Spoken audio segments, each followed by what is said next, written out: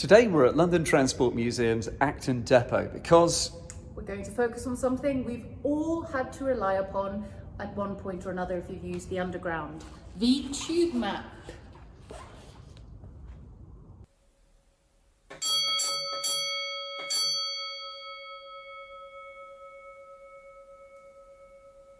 Greetings, welcome to another Hidden London Hangout. My name's Alex Grundon. We're talking about maps today, but to be fair, you join us and we're in carnage and chaos. The sun is gleaming through my back window. I've just put a towel up at that window to stop the sun coming in. It looks a state, and throughout this episode, you're going to see it. Chris Nix is with us. He's got a nose like Rudolph the Red-Nosed Reindeer because he's got hay fever. Hiya, Chris.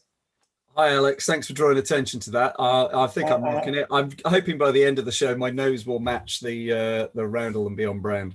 Oh, it looks amazing. You're going to be just fine. So just keep your hankies with you. Siddy Holloway is already worried about going to the barbers, the hairdressers. How you doing, gorgeous?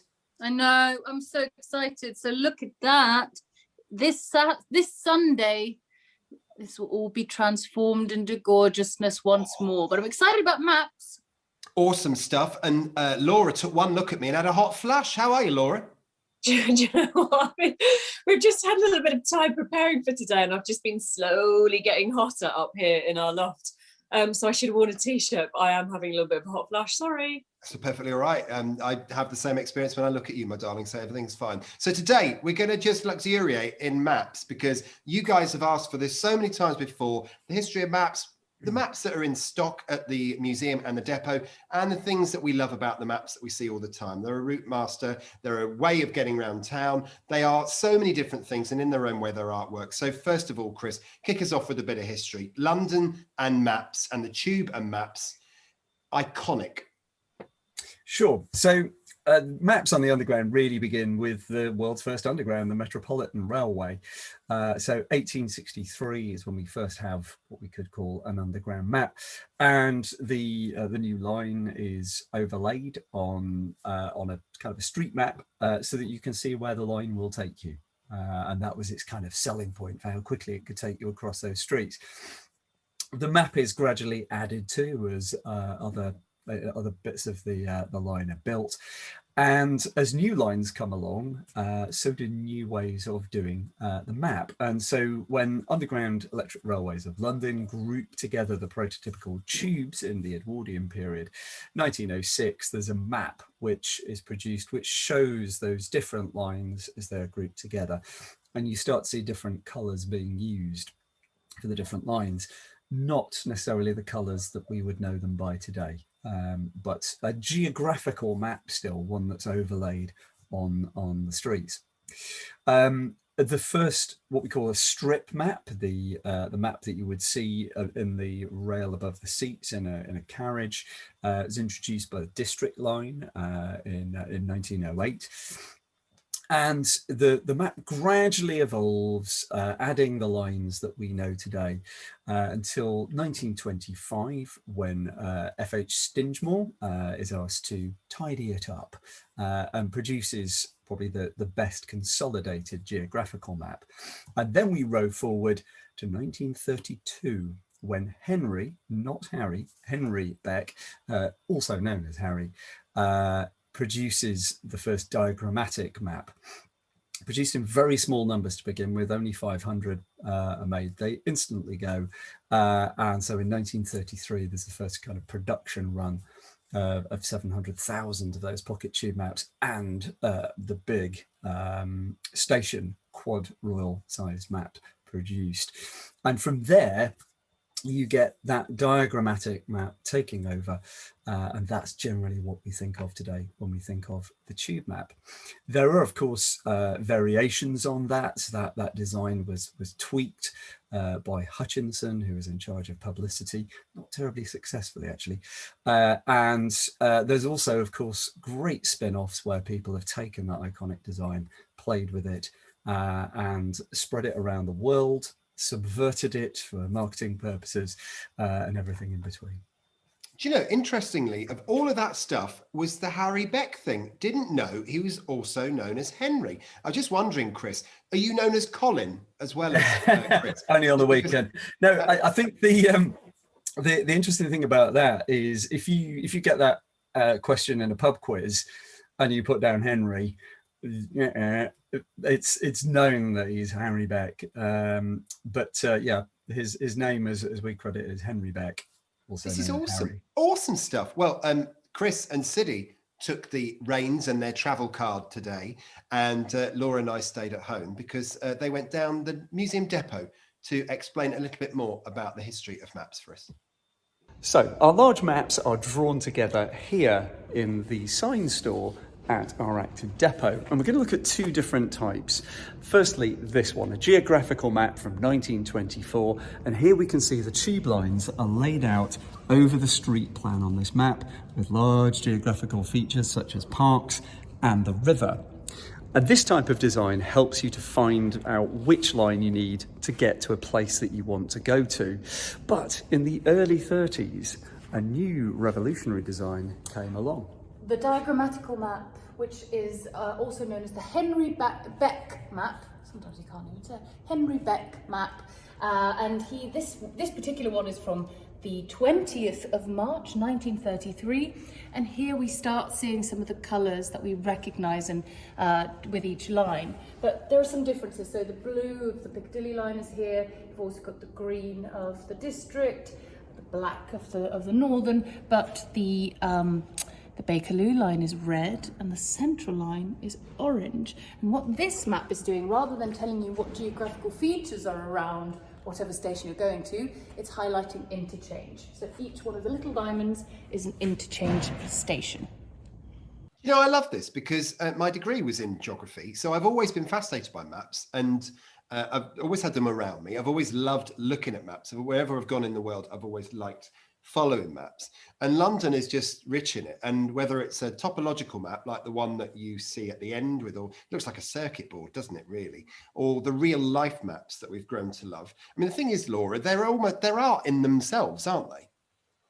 They are. And you know, you're a man after my own heart, because I very nearly did geography too, and as a child I loved an atlas, and I think it's then that I really started to think of maps and atlases as being scientific and artistic, that map could shape the way you thought about the world or the way you saw it, if that makes sense. Yep. And yeah, maps are functional. They are for navigation and they are for wayfinding, and they need to be practical. That's what they need to do. They need to support people in the best way possible in being able to navigate their way wherever they are. And there is an element to every map that is not just functional, there is beauty in it as well. And I love a map, which is why I'm really excited about today's episode as well, because once you kind of peel back that functionality, the design and the art behind it can be really, really delightful and beautiful.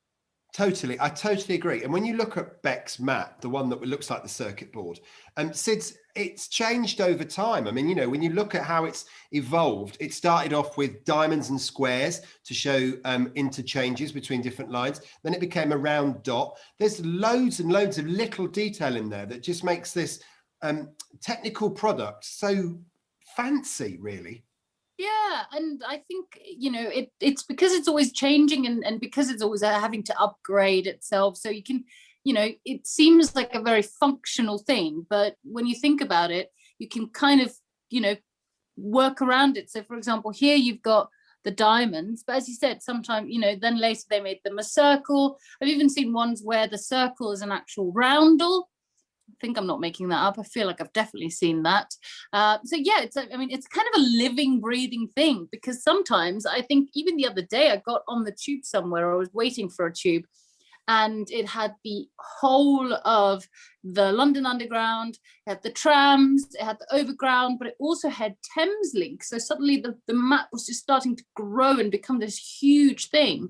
And every time I see one, there's something kind of almost comforting about just sort of tracing it, being like, oh yeah, well that's there and that's there. I don't know, there's something really fascinating about it. And I love how it's, yeah, just sort of evolved. Yeah, And I think it's interesting you talk about Thameslink, because I think it's originally been put on there just for a period of time, isn't there, onto the London map? Because is that right? Because it's to try to spread people out during COVID times, so we're not all concentrated on the same tube lines, and showing all the different line possibilities that we have as we travel around London. But you're absolutely right. Looking at that map now as we see it, it's so beautiful, it's so neat and so easy to follow. And Chris, you know, you've said before, this has been mimicked around the world. So the idea of what Beck did is quite clearly a piece of brilliance, really. It is, and I think the evolution of this type of map and the reuse of it and the different variants that we have really demonstrate its versatility. So I think the one that you're alluding to there with Thameslink on is there's one called All London Connections, and that's the one that shows all of the railway lines as well as the tube map. But then there's just the plain tube map, like the one we see here. Interestingly, if you look at this early version, you can see that they're still trying to work out how to get all of the tube network onto the map. So you'll see it ends on the east end at Bow Road. It doesn't go out to Upminster, and it took quite a long time to evolve it to be able to fit it all in one place. And the real genius of this is that the central part of London on this map is expanded, and the outside areas of London are condensed. So it's not to scale, it's not geographical in it. There's a slight nod to geography, and at least the lines south of the river are shown south of the river, and they're in the rough direction that they would be found. But it's about being able to represent this huge area, all of the names of the stations and the detail of the interchange in a way that's still legible and can condense down into a little pocket tube map if you want. It's beautiful. And what I love about it, if you look at those maps, and Law, you'll be with me on this one because we do the same thing. Looking at all these old maps, you start looking for differences. So you can see on the central line, it stops at Liverpool Street. So this is before the central line was pushed right out east. And if you look as well, it goes to Ealing Broadway. It doesn't go to West Ruislip. So all that is not on the map. Then you've got all these other stations that have changed their names. Mark Lane, obviously Tower Hill. There's loads and loads of them all around this map. And I just love it because it all shows not just the evolution of the tube, but the evolution of London, the city that we've all grown to love. I think one of the other things is that if you look at that page there, you've got most of the underground network represented on one page. If we take a little jump back to something that we saw before, if you remember on the Metroland episode, I showed you one of these booklets that's designed to advertise living in Metroland. If we look at just one page in there, that's representing a tiny amount of the Metropolitan line, and they've just about fitted it into that book, whereas you could put the whole of the underground map in this form on that one page and still just about read it. So it's a very efficient way of displaying it. It's absolutely fantastic. Show us another one, Chris. We've got another lovely map to look at. Yeah, Law, you'll love this. Yeah, let's just jump back and have a look at the geographical representation. See, that's quite common to us, isn't it? We've having done other episodes similar to this, this is lovely and very much London with tube lines painted on top of it, really, isn't it? Yeah, I mean, this one, I think when I first saw this one, I was like, oh my God, I love this one because like you and Law, I really like seeing where, you know, what the geography is actually like. Because I think a lot of people get confused when you think about the map as it is today. You get confused about distances and how far and how close some things are. And, you know, the famous thing of people getting on the tube at Covent Garden to go to Leicester Square and things like that, because of the kind of how far apart they seem on the Harry Beck map. But on this one, you really see kind of how far, you know, some stations are from one another, and there's something really beautiful about this map. I really like it, but it is inherently impractical because it doesn't actually aid you very much in navigating the system. It just tells you where you're going rather than helping you kind of get there most efficiently. But you know what though, Law, and we're looking at that, it shows how much green space there is in London, and it's nice to be reminded of it, isn't it? I was just thinking the same thing, that with the kind of green, just the green space added just adds that like element of depth to the map as well. I think it kind of makes it look a little bit less 2D than just the tube lines. And I also love this because there's so much kind of wear and tear on it as well. It makes you feel like the map itself has been through a journey, as well as the map kind of depicting different journeys as well. So like every map has its own story to tell as well, which I really like as well. It's fantastic, isn't it? I noticed, by the way, that the towel's holding up quite well at the moment over the window over there. Doing well. Good It's job. doing well. I just think this map does look like it got caught in a shotgun blast. It does look a bit, yeah. I was cursing the sun. I love the sun, but I was cursing it just now as we started doing this. It's like, God, don't do this to me. I've got to get up on a ladder. So there's currently a towel gaffer tape to the window outside. But anyway, Christopher. Yeah, a couple of things as well, just to point out. I like your observation about the parks. Again, another classic quiz question. What's the biggest park in London? You can see it at a glance. Richmond Park, is it? Richmond Park, yeah. Yeah. The other thing to that point that I was saying about the difficulty of fitting all of London's underground into a space like this, you can see what I mean. This is a 1924 map, so before Henry Beck did his map, and you can see not only does it still end on the east end at Bow Road, but if we go south, you can see Tooting Broadway is as far as you can go on that part of the Northern Line, and then it gets worse when you go out on this side, because look how much of the Metropolitan Line is missing. Yeah. So you really see how much more they've managed to condense. And while we're out that side, look at which line is running between Acton Town and Rayners Lane, and also down towards Hounslow West. It's not the Piccadilly line. It's a district line, isn't it? It is. How interesting. So, crikey, so another bit of history is just sort of unpacking in front of our very eyes. And do you know, my brain is jolting every time we mention Henry Beck. I can't get my head around this. This is going to take a little while to soak up. But of course, it's not just maps in tube stations, Chris, is it? We've talked about this. Some of our most loyal viewers have talked about these amazing tube car maps that sit above our seats as we're traveling around London to give us literally at a glance view of where we're going on that train. And there's a whole history to all that, isn't there, Chris, as well? There is. These are known usually as strip maps, and they're the thing that you use to navigate when you're actually on the tube. They just strip everything down to the line that you're on and the interchanges that you can make. So this is inside our beautiful 38 stock down at the depot. That's your lovely red train, isn't it, at the depot? That's right. Yep. Yep. And this one used to operate on the Northern Line. So there you can see it's equipped with its Northern Line strip diagram. With its Drayton Park to Moorgate other bit, the Northern City line. Look at that, just dangling at the top there. Amazing stuff. Used on the maps, yep. And also, look, Leicester Square, Strand, Charing Cross, Waterloo. So there's the name changes there as well. I love that. And Brent, not Brent Cross. Honestly, I could sit and study maps all the time. And in fact, Chris, you know, when we talk about maps, I'm a bit of a tragic case, really, because I've got me Mr. Beck's underground books. So I've got those, my little, you know, colouring if you wish. And then I've got some of these I picked up at the museum depot. So I've got the Northern Line one, Laura. I mean, it's not good. It's pretty tragic. And I've got, what's this one? Oh, this is quite good. This is a big one. This is your Metropolitan Line one. Look at that. Can I ask, what is the I've got that one too. What is the purpose of actually owning these things? No offense, guys, but I'm just wondering, what do you Don't worry about it. It gets worse, because I've got a bit of a district line train here as well. There you go, a D-stock train, a lump of train. There you go. Do you actually steal that off the train with the panel? Oh yeah, it was a drunken night. No. Oh, you buy them. You buy this stuff. You buy it. I actually got money and I've spent it. Tragic me. Alex, one of the other things that you get, because you've got Northern Line one, is the little modifications for when a station is closed, like embankment, for example. Totes.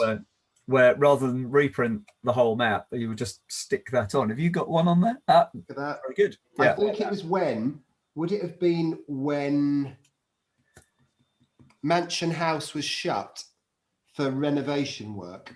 So they put a little sticker over it because it's the sensible thing to do.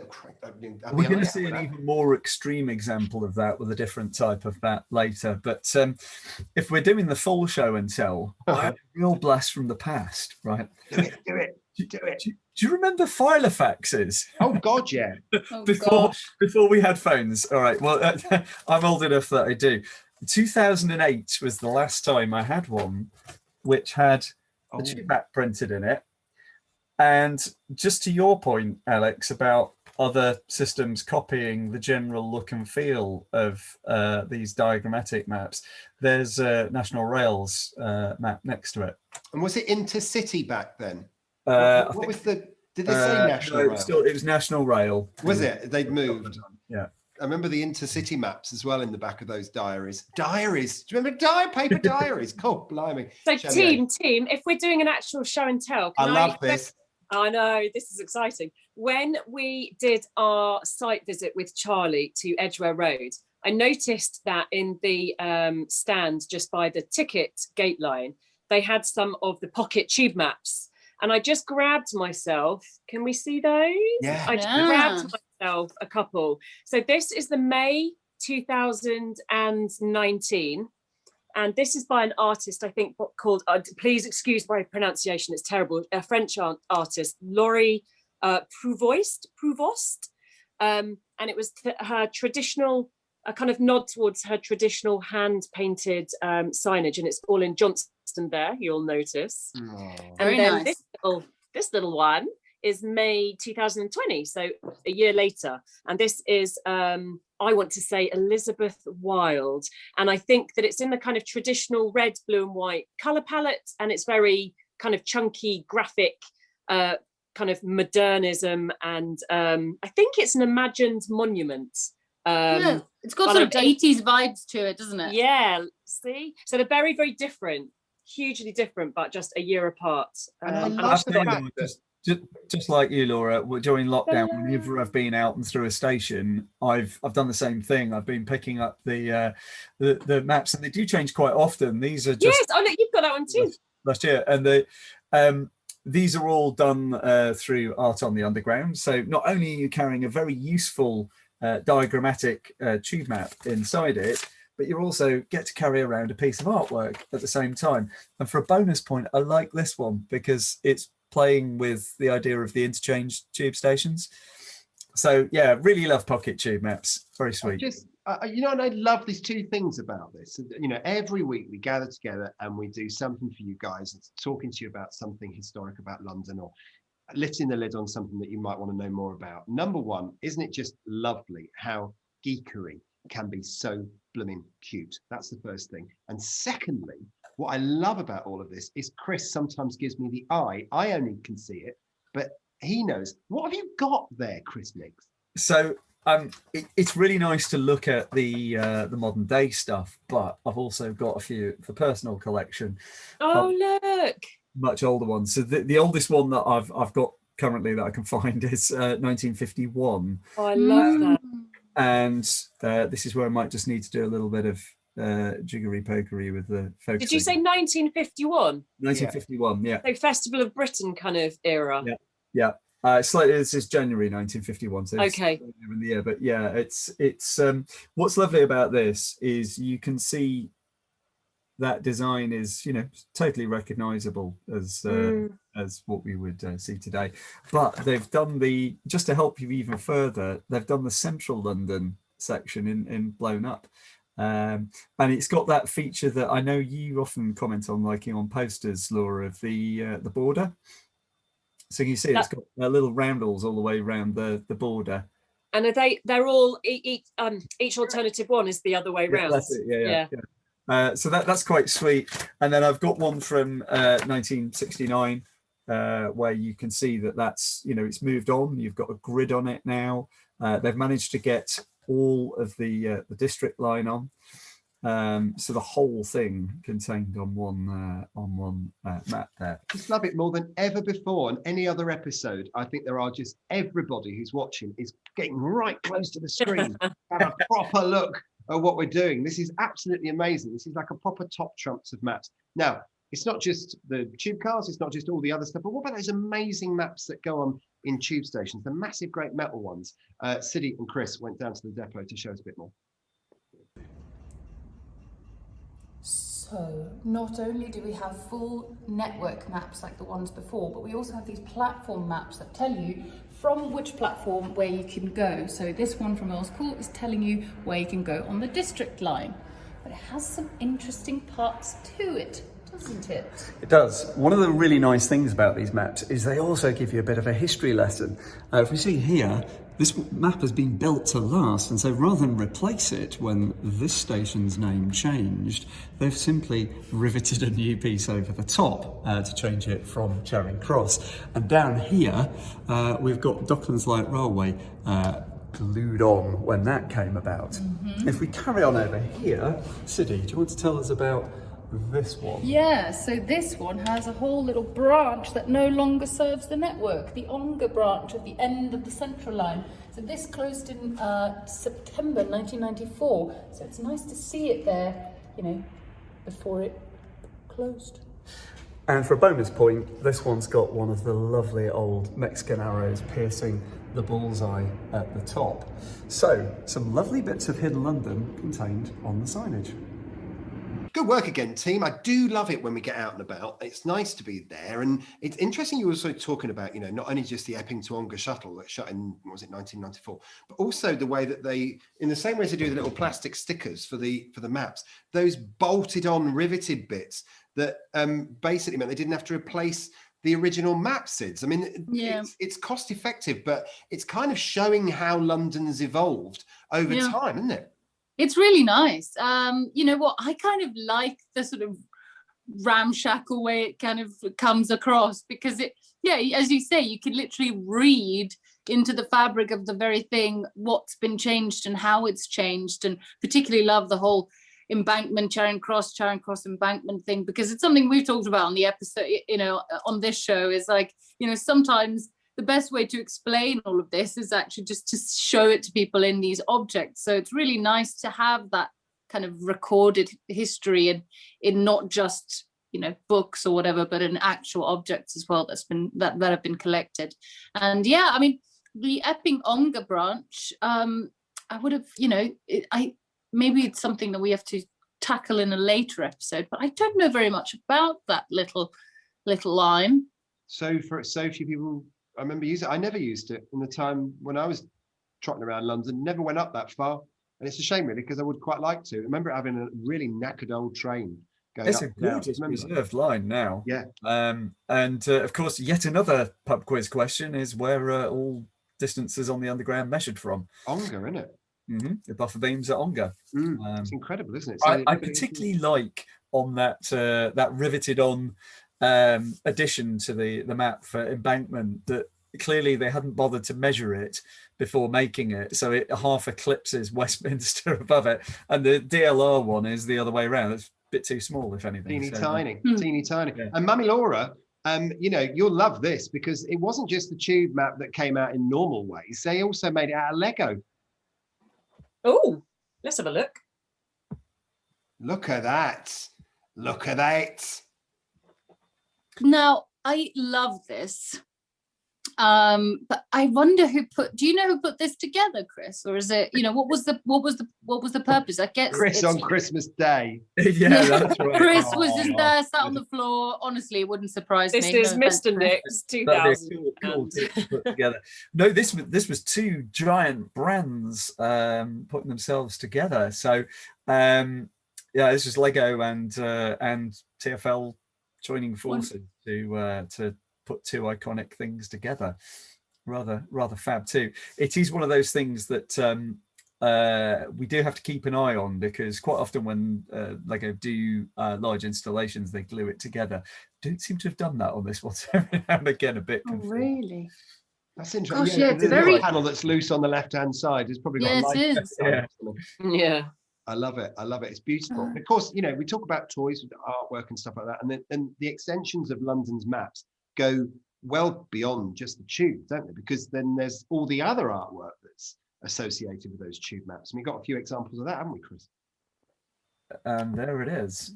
Oh, do you know, actually, Laura, the lovely thing about this is it takes us back to our poster day, doesn't it? When we went into the artwork store. It does with the flamingos and your map choice as well. Yeah. These are just gorgeous. I love these so much. I'm so glad it was your choice as well, and that we snuck that one in. Really lovely. And there's also other stuff, isn't there? Because I mean, I love that. That is my favourite. All the underground maps that we've sort of played about with art-wise. That one of the rolling hills of London is just beautiful. But you've got, like, you know, the map down there, and that's, like, again, beautiful border and everything else. It looks stunning. But there's also other maps, isn't there, that have been designed. I think it was part of a museum map special, wasn't it? Look at this stuff. This is amazing. Laura? Yeah. So in 2012. LTM put on a really, really lovely exhibition, and it was called Minds the Map. Let's see what we did there. And it was a really stunning blend of historical maps with some contemporary art and some commissioned pieces as well. And what was really lovely about that is we've talked a lot today already about the evolution of the tube map. I mean, to us and to many, the tube map is an just utter design icon. So the exhibition could have fallen into the trap of just being about the evolution of the tube map. That could have been an exhibition in itself. But what it did was there were some really lovely subtle surprises. And for me, this one by Stephen Walters is just lovely. I mean, super detailed, staggeringly detailed.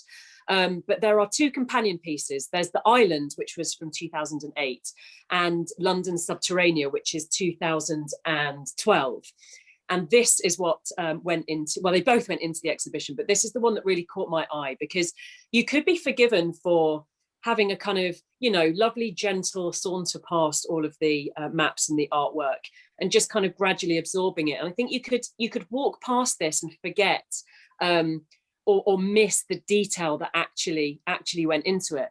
And I think at first glance, you might think, oh, you know, there's the Thames and there's lots of roads. But when you kind of peer in a little bit deeper, you realise that it's subterranean London. And so it really is what's beneath our feet. And the lines are sewers and tunnels. And there's so much in this, it's impossible not to just stand and kind of analyse it for a really long time. And there's something a little bit dark about it as well, because he notes a lot of the murder sites or unsolved murders with a skull and crossbones. And he also looks at a lot of the kind of plague pit site areas. Ooh, so there's a that's kind of cool. Yeah, there's a little kind of like darker side of London underneath your feet, which, you know, you can't help but get sucked into sometimes. And I think that's why I really love these pieces and wanted to have a little kind of chat about it today as well. Look at that 14th century leper hospital in Southwark, the remnants of Guy's madhouse, obviously foul being the sewer, abandoned trunk underground. There's amazing stuff in there, isn't there? You could spend all day looking at that map. There's so much there. Honestly, I've never known an episode where we are craning in all the time to look at these pictures. It's amazing. Absolutely stunning. I find this one mesmerizing. It's just like a big labyrinth and tagliatella of just stuff, isn't it? It's amazing. There's one, Horny Island there. I know, I was about to say, I've zoomed you in so far that I've turned It's Thorny Island, guys. Thorny. It's a new TV show. That's where we want to be. Yeah, for late night telly. So where is Horny Island then? Have we worked out? It's Thorny Island. House of Parliament. It's where Westminster is today. So that used to really? be a little island.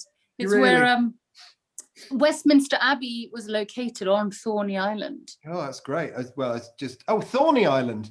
I'm so sorry, Thorny Island. I actually thought, you know, Horny Island is Grundy. Right. I didn't see the T. It's just because I'd zoomed you in. Story of my life. It was all good. Yeah. All good. And have we got any more? Any more for any more?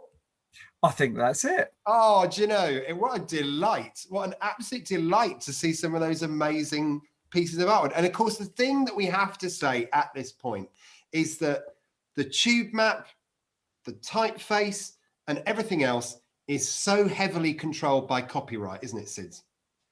Yes, of course. I mean, I was actually thinking, you know, I've seen like iterations or mock-ups of the tube map in loads of different countries. Like there's one in Iceland that's like kind of a spoof on the London Underground ones. I've seen them in, I'm sure, in sort of weird places all over the world. And you always kind of get, you know, that immediate recognition of like, oh, that's like a spoof on the London Underground. Same as when we talked about the roundel, you know, being, what was it again? Sexy something. Oh yeah, in the one in was Japan. It was it like Taiwan or somewhere like that? It was in Japan, and it was like a clothing shop that was using the roundel. But you know, you get that instant recognition, right? And then I just think it's really interesting, you know, that people spoof on it all over the world, even though they're nowhere near London. But of course, it is a protected part of the company's intellectual property, so people really shouldn't be using it. Totally. I mean, I think that name of that shop, wasn't that Thorney Island? Yes, it's people can of course license it to use it, and so that Filofax one that I was showing you before had a license number on it. So wherever you see it used legitimately, it will have its license number on there. Absolutely love it. So I hope you enjoyed that little canter through the maps, and we've got the show and tells of all sorts. And if you are into maps, get yourself down to the museum and the depot when it opens up. We've got a museum from the 17th of May. That's right, isn't it, team? We're there, aren't we? Yep. On opening day, is that right? We're going to be down there on opening day. Great. Get yourself tickets. Come and see us. Come and wave at us and laugh at us. It'll be great. And so yeah, get yourselves down and have a look at the artifacts that are on show down there, because honestly, if you're into maps, there's so many amazing things. Notes, queries and questions. Every week you send in all sorts of things, comments, thoughts, and this week is no different. InstaPJ team says, do you know of any part of the network where a single platform shares services with a TfL mode, e.g. underground, overground, TfL rail, and a national rail service? So are there any parts of the tube that use the same platform for trains and tubes, if you like? Well, you've kind of got it at Ealing Broadway, haven't you? You've only got to walk across from the bay, but I suppose that's not the other side. You've of course got Gunnersbury, where you've got both. You've got overground and district line running together, and that's actually Network Rail track. Where else have we got? I quite like this, where he's actually using his grey matter. Barking. This is live, everybody. Live use of grey matter. Barking? Yeah, I don't know. I'm just calling him Barking now. This is great. Laura, anything else to add, darling? Is there anything? Well, yeah, I was just thinking at that very moment, I would be a terrible transport quiz team member, because I don't know any of these. Chris has alluded like several times throughout this episode, oh, this is a quiz question. I'll be like, oh man, I wouldn't know that either. And wouldn't know that either. But if we do a quiz, can I be in your team anyway? I'll like get the. Of course you can. You're on the team, babe. You're not going anywhere. We've all got our strengths, babe. Exactly. You've got loads. Mine are just not in a quiz. Loads. No, at least we know now it's Henry Beck, not Harry. Yeah, totally didn't know that either. Yeah, terrible. And it's Colin Nix as well as Chris Nix at the weekend. It's great. Yeah. So it's good. Colin's really fun though. Chris, not so much. Great. It's all good. Now, you're so not a Colin though. It's just like you're not a Colin. You could be like a. What could you be? Let's say. I feel we're straying off the topic here. Columbus. Yeah, I don't know. Columbus. It could be Columbus Nix. Columbus Nix. I'll say Columbus. Or we also had in a previous episode, we were talking about the coloured lights and wayfinding, and in the museum, in the depot, Siddy and Chris unearthed artifacts today that prove that this was a thing. Chris. Ooh. Yeah, absolutely. There we go. Managed to track them down. So the idea was you just followed the lights. Follow the lights. Stay away from the lights. Yeah. So these go with this frame. Oh, very nice. which is upside down unhelpfully, but you can just see it says follow. Light. The rest of it says the light. Follow the light. That is Oh. beautiful. It's very difficult. God, you could have a real existential moment in this, and like just follow the light. Yeah, you could. That'd be fabulous, wouldn't it? But there you go. So clearly our viewers weren't going bonkers as they thought they might be with all these lights flashing around them. And also, Chris, we also had a lovely piece of artwork come in, didn't we? From one of our lovely viewers. This was from Bonsai Newman, otherwise known as Mark on Insta. And this is stunning. As yet unlicensed, but beautiful nonetheless. But when you hear the story, this will warm the cockles of your heart. And we receive these amazing stories from time to time. And Mark says, "Hi Alex, I hope you don't mind me sharing a little something that you and the fabulous crew on Hidden London Hangouts may find of interest. I'm rather proud of a piece of craft I've been making for my wife's birthday. I hope we've not ruined the surprise, by the way. She loves Beck's map, Henry Beck's map, just to let you know, by the way, and hand-made crafts. Just over a year ago, we had a rip-roaring visit to London planned with trips on Hidden London tours and other surprise trips to celebrate her 40th birthday on May the 1st. She was so disappointed it was cancelled due to the first lockdown starting.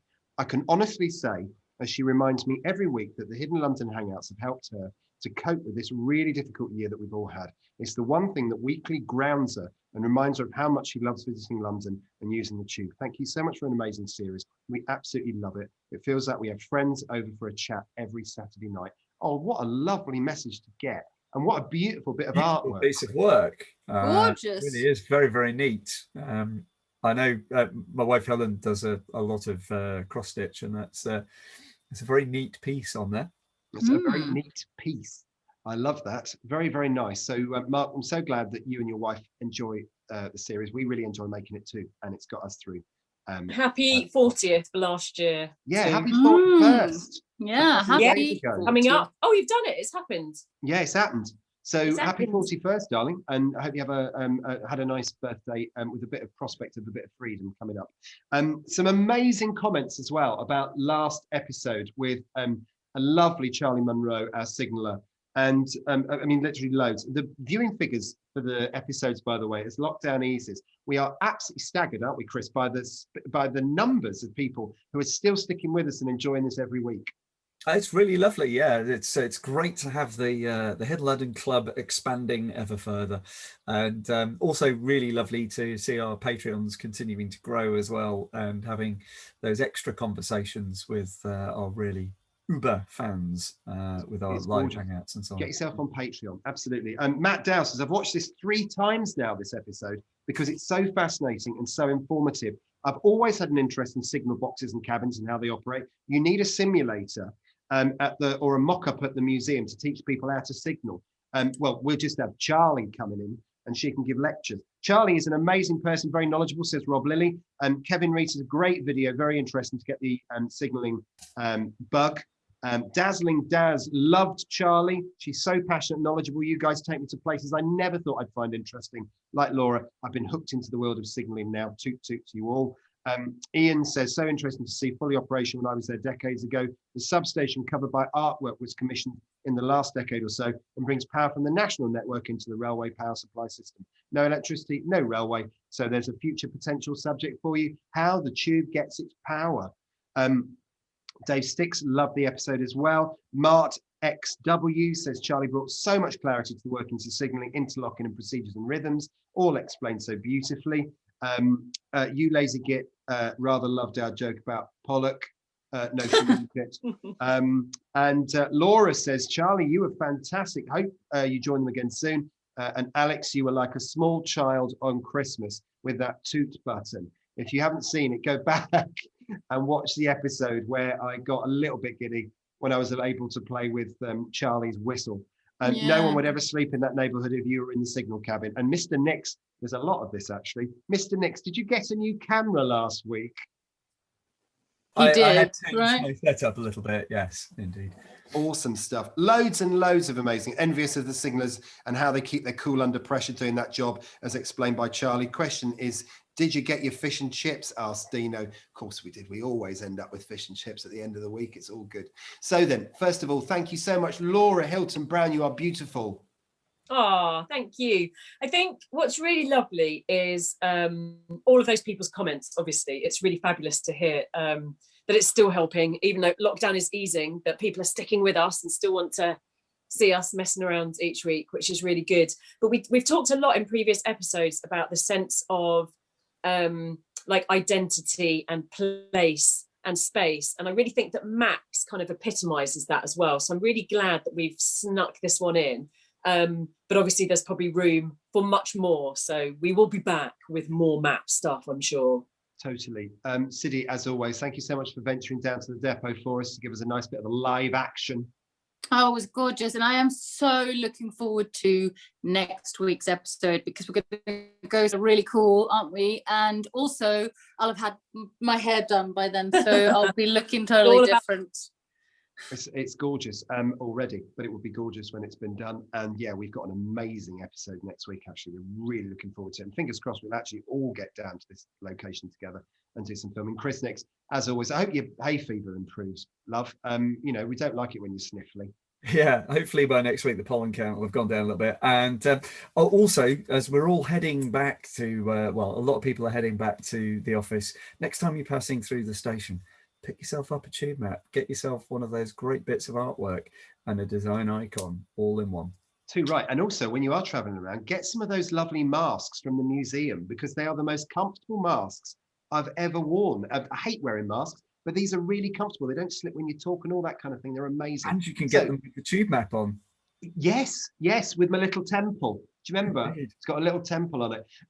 If you want to find us on Instagram, do so. It's Alex Grundon, Chris Nix, Sidi Holloway, Hidden London Law, and at LT Museum. Follow us and you'll get loads of extra content throughout the week that we just chuck at you. Also on YouTube, you found us. Thank you so much. Like, subscribe, and comment. Drop your comments about the episode. Any questions you've got about the tube system will get answered, and any suggestions as to where we go next. And as I say, next week we have the most amazing episode for you. We're on the road again, or rather on the tracks again, and it is to a place where you will never imagine what is behind closed doors until we show you. Have yourself a great day and stay safe.